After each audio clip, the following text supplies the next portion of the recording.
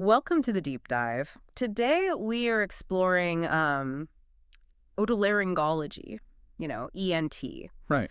And it's a clinical area that, it asks practitioners to master two fundamentally opposed scales of anatomy. It really does. On one hand, you're dealing with the microscopic precision you need for, say, the inner ear. Yeah. And on the other, you have to manage these catastrophic life or death airway emergencies. It's a specialty that's just defined by this incredible spectrum. That's a perfect way to frame it. And I think our mission today is really to distill the foundational clinically relevant knowledge.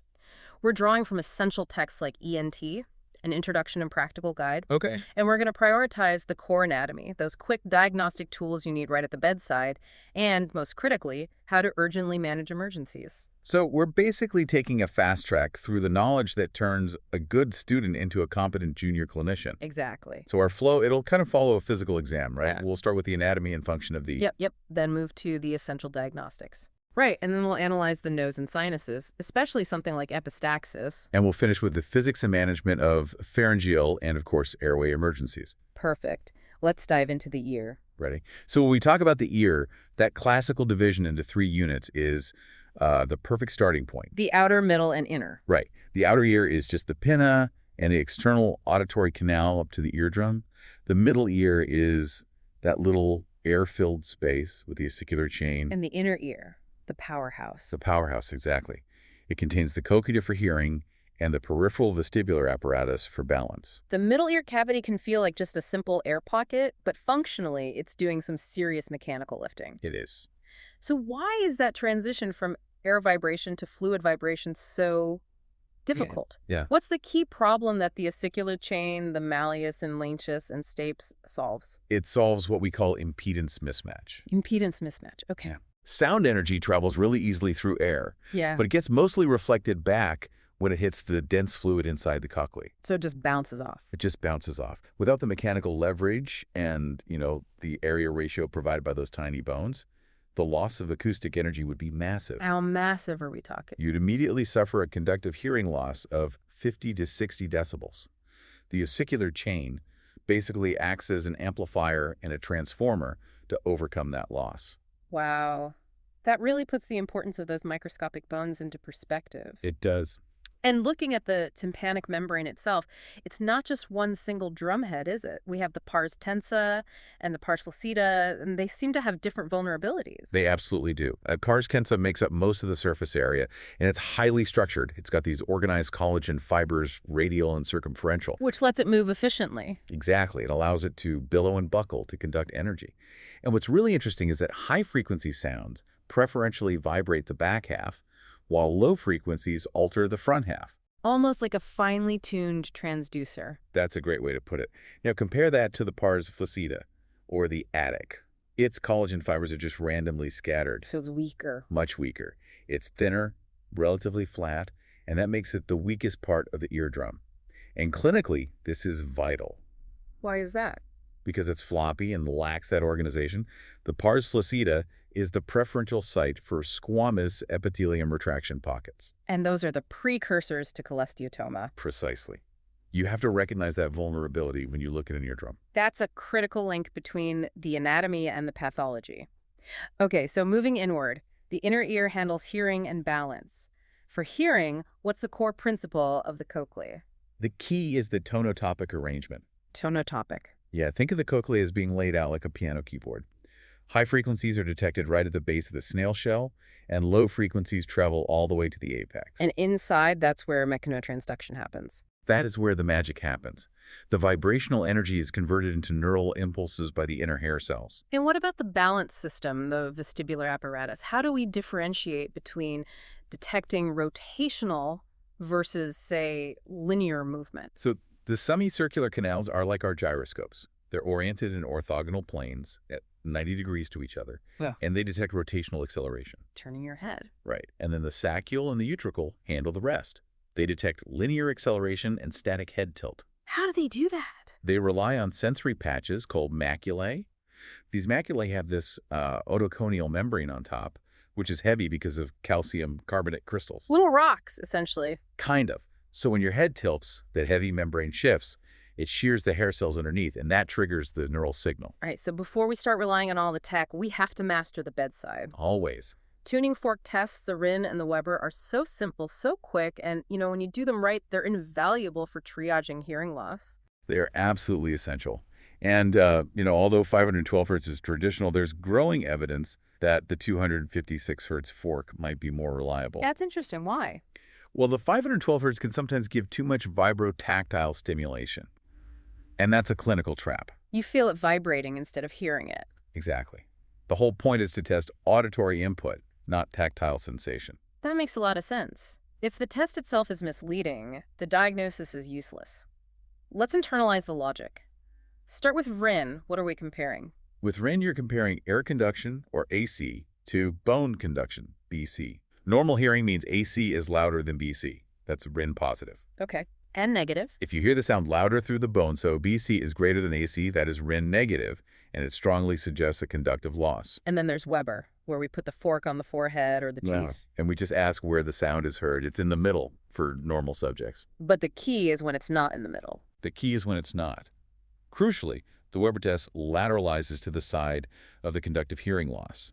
Sound is amplified on the side where the outside noise is blocked. Okay, let's run a classic scenario for everyone listening. A patient has Rin positive on the left, Rin negative on the right, and the Weber test lateralizes to the right. Walk us through that. Okay, so RIN negative on the right immediately points you toward a block in sound transmission on that side. Inductive problem. A conductive problem. Then, the Weber test confirms it by lateralizing to the right. The sound is perceived louder on that blocked side. The diagnosis is definitively a conductive hearing loss in the right ear. That level of logic is just mandatory. Excellent. Now, moving to objective tools. Tympanometry. It assesses the mechanics of the middle ear. How does this test objectively prove something like glue ear? So, tympanometry measures middle ear compliance and pressure. We use a probe sealed in the ear canal. A specific tone, 226 hertz, or 1 kilohertz for infants under 4 months, is used while we manipulate the pressure. Compliance is highest when the pressure is equalized on both sides of the eardrum. And the shape of the graph tells you the story. The shape of the graph is everything. So what are the two crucial Jurger classifications we have to recognize? Type A is the normal one. A well-defined, distinct peak. It means you have normal middle ear pressure and movement. And the other one to watch for? The other vital shape is type B. This shows no obvious peak. It's just a flat line across the pressure range. Okay, a flat line. What does that mean? Well, a type B trace means you have to immediately look at the measured ear canal volume, the ECV. If the ECV is normal, that flat trace strongly suggests middle ear effusion. Glue ear. Glue ear. But if the ECV is increased, it means the system is open to a large volume. That typically means there's a perforation of the eardrum or a patent grommet. Let's shift our focus to the nose, which is a surprisingly complex environmental filter. It really is.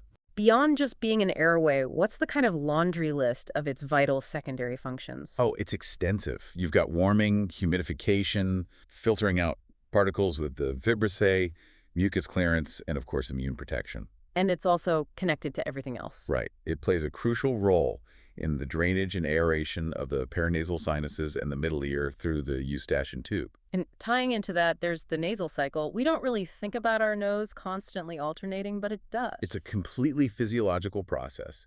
It's the cyclical alternating engorgement of the turbinates, those highly vascular structures inside the nose. And that's controlled by the hypothalamus. Under hypothalamic control, yes. Yeah. This shifts the airflow resistance from one nostril to the other, generally over a 2 to 3 hour period.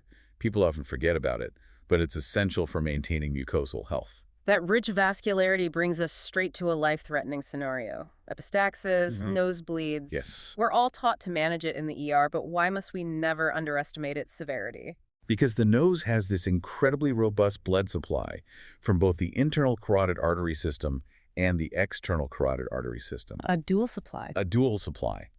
This means bleeding can be incredibly profuse and lead to hemodynamic compromise very, very quickly. And the common spot is Little's area. Right. Pieselbach's plexus on the anterior septum. That's where most of them start. So a patient presents with a really bad nosebleed. What's the immediate ABC-focused management? Resuscitation is always number one. Secure the airway look in the back of the throat for posterior bleeding. For circulation, immediately get wide-bore IV access and send blood for a full blood count and a group, and save in all but the most minor cases. And simple first aid. Firm compression of both nostrils for 10 minutes, head tilted forward so they don't swallow blood, and apply some ice. If the bleeding is coming from Little's area and you can see it, what's the definitive treatment? Cautery is the ideal next step. We typically use silver nitrate, applied after you've used a topical anesthetic and vasoconstrictor. And if that fails? If you can't see the bleed or cautery fails, then you have to move on to anterior nasal packing, using things like Maricel or a rapid rhino to apply firm pressure inside. Okay. Finally, for this section, the sinuses and their frightening proximity to other structures. What anatomical weakness can turn a common sinus infection into a vision-threatening emergency? That would be the lamina papyracea. The paper-thin bone. Exactly. It's the paper-thin bone separating the ethmoidal air cells from all the contents of the orbit.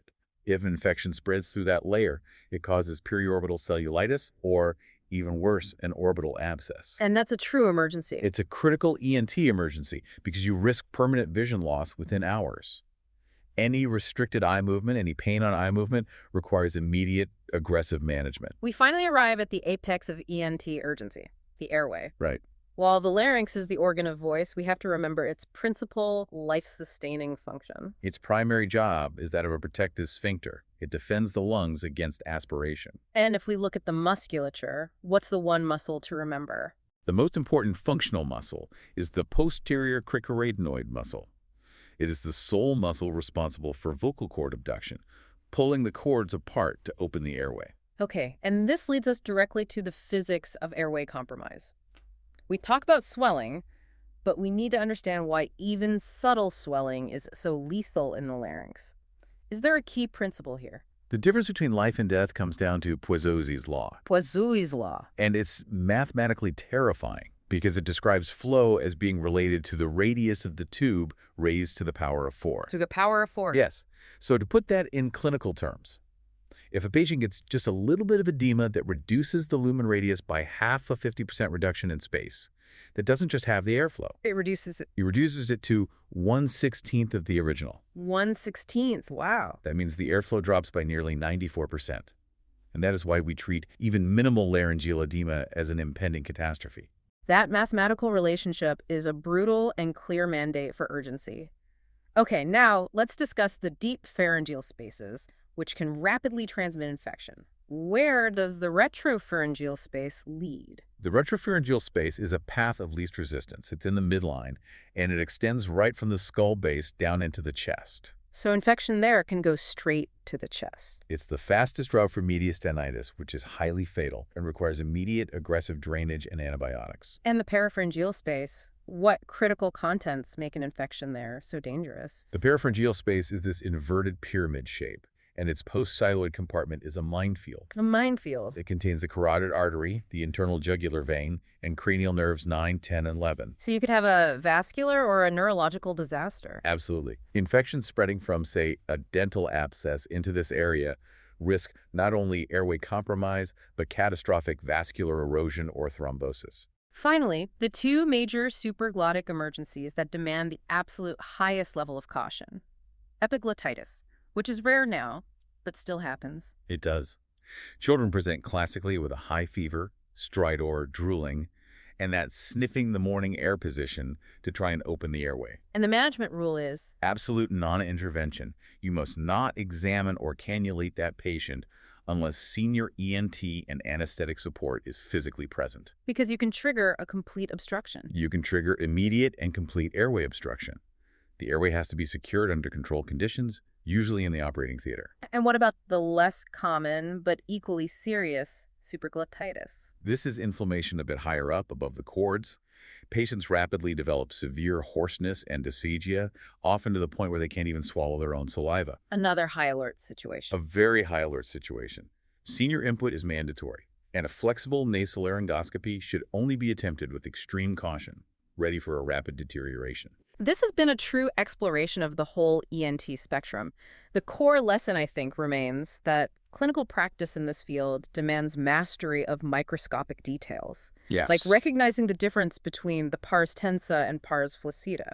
While at the same time possessing that immediate readiness to recognize and manage macroscopic life threats. Like profuse epistaxis or understanding the inevitable progression of laryngeal edema based on Poiseuille's law. Absolutely.